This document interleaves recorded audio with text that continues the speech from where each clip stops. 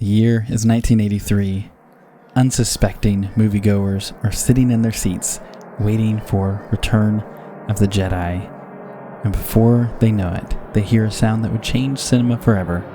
And it's this.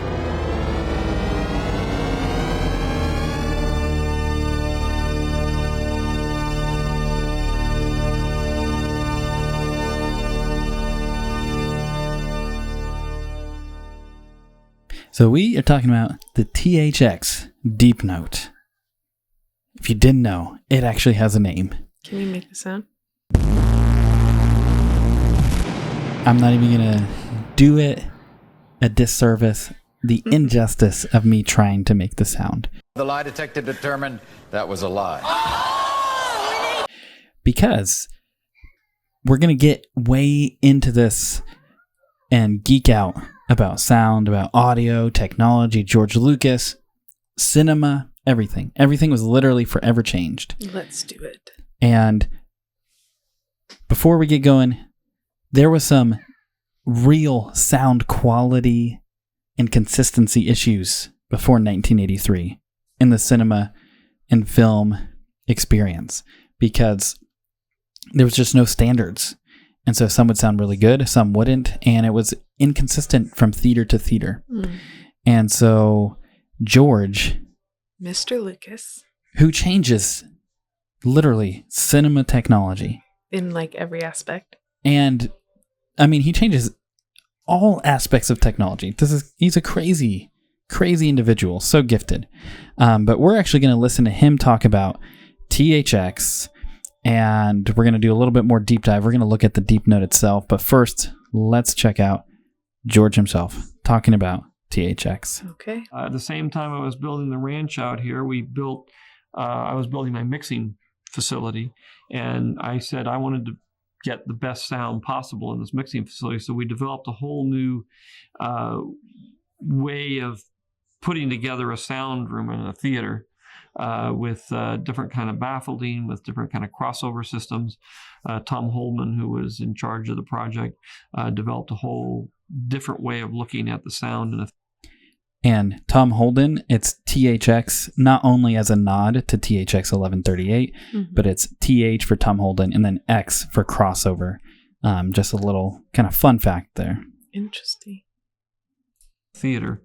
And so when we finished that theater, we had people from the sound studios in Los Angeles come up and we showed it off and they all said, well, we want one like this. So then we started building sound theaters for everybody in Los Angeles. And then we came to the conclusion that wouldn't it be great if we could get theaters that the public so crazy to sound this good? Because then what we hear here is the same thing they would hear there. And that really started the whole THX program. They then expanded into the process of quality control, which is always a very big issue in terms of the exhibition of films.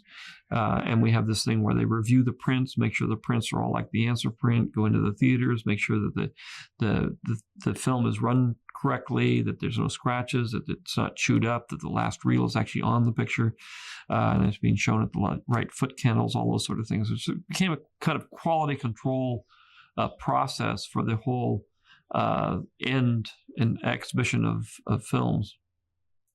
So already, it's just so crazy because he was like, we want the best sound possible that doesn't exist on planet Earth for cinema. Gotta create it. And he's like, we're going to create it. And it got everything to do with speaker placement, with crossover of low and high frequencies. And I'm thinking literally, like, how crazy is that? That then the people who would most be interested in that come and they're like, George Lucas, dude, do your thing in our theaters. Mm-hmm. And then he's like, imagine if you went anywhere and it all sounded as good as it does on Lucas Ranch. What a vision. So crazy. And absolutely nuts. He ends up, so Tom Holland and George Lucas and James Moorer basically start working on this very process. And James Moorer in particular is the one who made the Deep Note. And he actually did it via computer programming, which is so crazy. And we're actually going to watch and listen to this THX Deep Note with James Moore. But what it's going to do is we're going to see notation. So cool. the one going for a music theory degree is going to get to enjoy this maybe a little more than the rest of us. But this is so crazy. Check this out. And this was computer programming. Mm.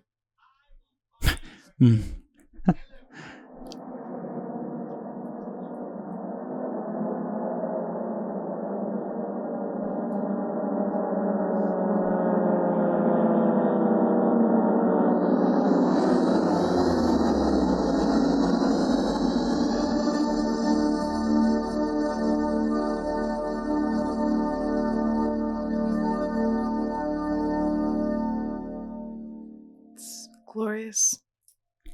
Absolutely wonderful.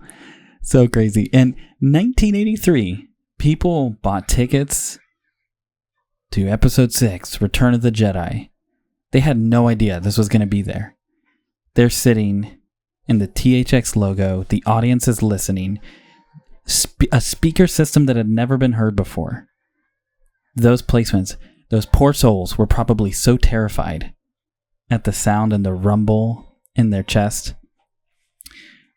But the reason we wanted to highlight this is one, the more I guess we look at the innovation of George Lucas, like how can you not geek out about this? Mm-hmm. This is so cool.